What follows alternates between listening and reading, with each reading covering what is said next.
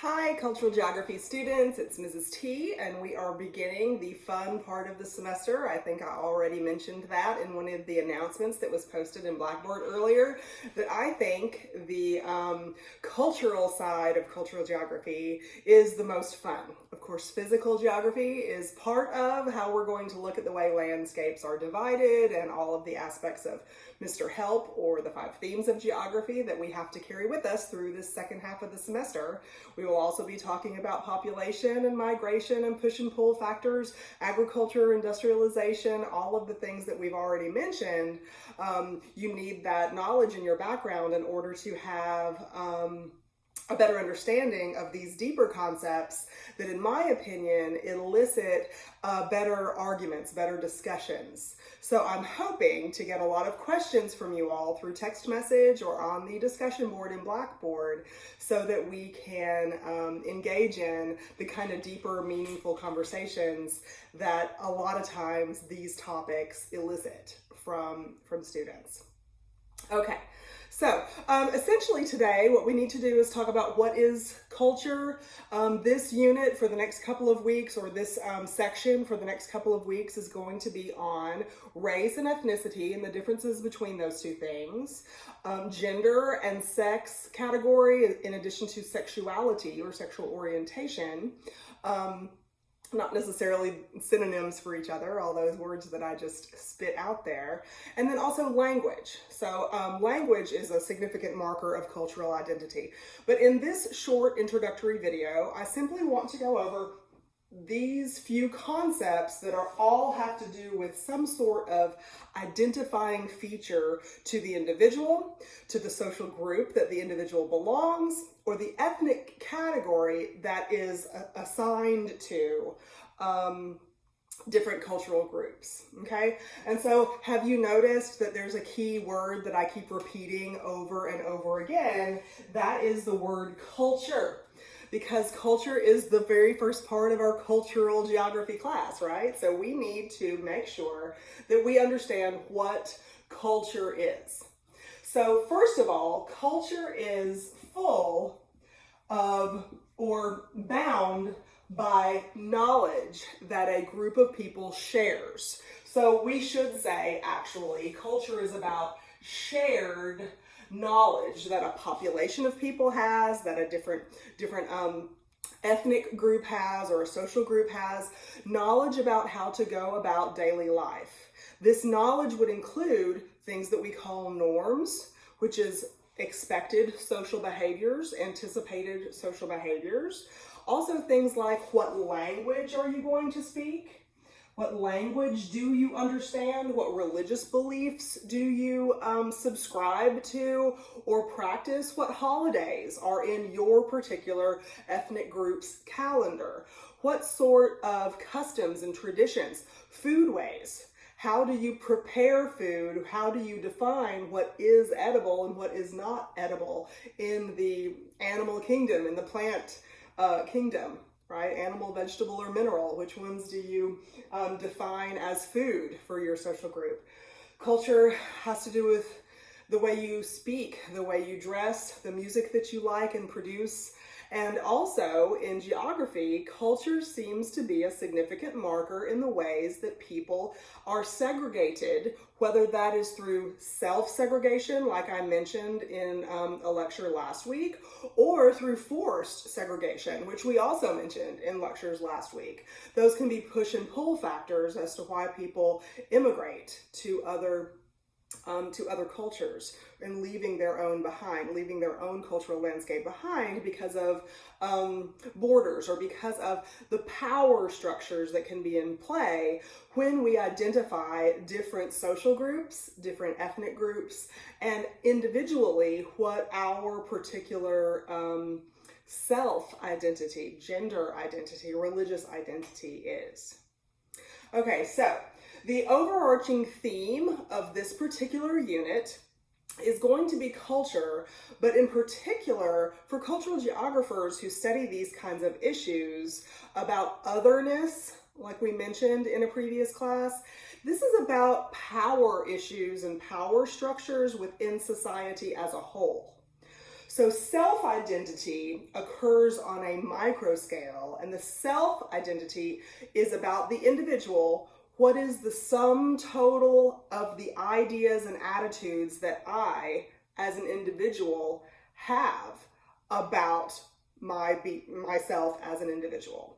How do I describe who I am, what I am, where I belong? All of that has to do with my self-identity. A social identity could be something that is placed on you, a label of sorts placed on you and people similar to you within the cultural landscape. This person comes from that side of town. This person comes from that particular state or region. I am originally from Mississippi, and the first time I moved to Arkansas, I was in my mid-teenage years. And I remember telling all of my friends in Mississippi, I'm moving to Arkansas, and immediately there were social identity associations about the types of people who I was going to meet and ultimately befriend and hang out with. And the word hillbilly came into play, some very stereotypical kinds of social identity words that had a lot of power or superiority, inferiority implications in the way those words were used. When I moved here and met people and told people where I was from, oh, is this the first time you've worn shoes? I got those kinds of questions in a funny way. However, let's look at that humor in our society and what biases, what power structures do those kinds of jokes, I say that loosely because some of them can be very hurtful. I did not find it hurtful at the time, but certainly some jokes can be very hurtful about somebody's social identity. So I got silly questions like, oh, is this the first time you wore shoes? Ha ha ha. Or I can't remember the word that they used, that the folks here in Arkansas, my friends in Mississippi had used the word hillbilly to describe folks in Arkansas. Again, a word that some people can embrace as their social identity, and some people reject it as stereotypical or offensive. But in Mississippi, I'll just use the word redneck. It wasn't redneck. That was not the word that folks in Arkansas used for who I had come from. Oh, I escaped from that type person. And again, this was said in friendly jest, but it was about my otherness, my social identity that in their mind, the mind of this new group that I was coming to, and the old group that I was coming from, the otherness that was part of the way people saw me. The group that I left saw me as standing out as other in the new social group I was going to, and the social group that I arrived in definitely identified me as other based on these stereotypical assumptions, sometimes playful, sometimes not so playful. These assumptions about what my social identity was and the group from which I came, what that social identity was.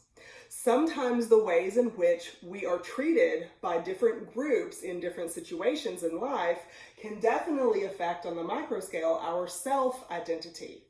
So I can identify or begin to see myself as the other within a crowd based on the way those folks react and interact with me. Ethnic identity, on the other hand, tends to be a large group identity that people embrace. People usually adopt that as a label of themselves. So ethnicity, or ethnos, is really, it's a word that comes from Greek, and I love etymologies like that. So it's a Greek root word, and it means people, or it means community and country of origin. So ethnicity, I usually say in sociology class, ethnicity is referring to your cultural background. If you have a Jewish way of life, that Jewish ethnicity is your ethnic identity, which is going to be wrapped up in some of these things. I didn't write all those examples on the board a minute ago, but it'll be wrapped up in your shared knowledge of, for instance, the calendar and holidays that appear on a calendar. You might, as a Jewish American person, you might practice or celebrate something called Christmas, but you might celebrate it in a very social way rather than a religious way, since Christmas is not on the Jewish, religious holiday calendar, right? Hanukkah is something that you would have those 8 days of celebration, so usually coinciding with the Christmas time, which that's the religious identity, the ethnic identity. For those of you who are in culinary school, I know that I really loved learning about the different kinds of food ways that go along with ethnic identity. If you look at the Bible, for instance, there are certain rules that appear in the Bible, not just the 10 Commandments am I talking about, but there are certain rules about what you can and can't eat. Again, with the Jewish faith, they use the Old Testament of the Bible, and there are certain things like pork and shrimp and lobster and things like this that are prohibited based on that holy text and the Torah. There's also preparation techniques that you must observe if you have a certain type of Jewish observance. There's the word that I'm looking for. So if you observe the Jewish faith in a very orthodox way, you will have to cook and prepare things, store food things in a kosher manner. Some of you might have heard of a kosher deli before, or something. I think that there's a brand of hot dogs or something that you buy. I don't buy that stuff very often, but you can go to the cold counter in the grocery store and it'll say kosher hot dogs, right? And so that kosher word is something that refers to that ethnic identity of Jewish and the very particular rules, the shared knowledge that Jewish ethnic folks have about how you have to prepare food, whether food can have certain ingredients combined in them. For instance, dairy products are very, very commonly eaten in among Jewish folks in their diet. However, you cannot combine dairy products with meats. I believe that prohibition exists 100% of the time. So for instance, you may not have a pepperoni pizza for a couple of reasons. Number one, pepperoni usually has pork in it, and that's forbidden. And number two, there's usually cheese all over it, and meat and cheese is not allowed. You may have a hamburger as long as it is 100% beef, but you may not put a slice of American cheese on it if you follow kosher guidelines. Many homes, even the structure and the organization of homes is designed so that there is a certain storage area, maybe not even in the kitchen, where dairy products are kept, and a completely separate storage area, maybe around the other corner of the kitchen wall, where meat products are kept. A separate set of pans, in some cases separate microwaves, separate stoves. There are a lot of behaviors, there's a lot of knowledge, there's a lot of traditions, there's a lot of customs, rituals that must be observed in order to be a member of a particular ethnic identity. One of my favorite pastimes when I have free time, which if you're like me, it's very rare, but when I have free time, I love to turn the Food Network on, and I can't remember the name of the TV personality, but he talks about his Jewish faith and some of the Jewish recipes that he learned from his grandmother and his mother growing up, but he clearly does not observe that Jewish ethnicity anymore, because on his show he's talking about barbecue and he's eating pork all the time. How wonderful this pork is, and how wonderful this cheese sauce is on these nachos that he's going to eat, and these kinds of things that sound wonderful to you and me. But I always wonder what his mama and his grandmama are saying. I believe Bubby is the name that you call, a Jewish grandma is Bubby, I believe. Anyway, this is just one ethnic example that I'm using here to show that these different types of identities are significant in each other's lives, and they can become part of a cultural landscape because there can be certain areas of town, like your textbook talks about Chinatown or Mexicali and these different places, where ethnic groups tend to congregate, businesses go up, places of worship are opened and these kinds of things, so that one particular part of town is where that ethnic group is usually associated with.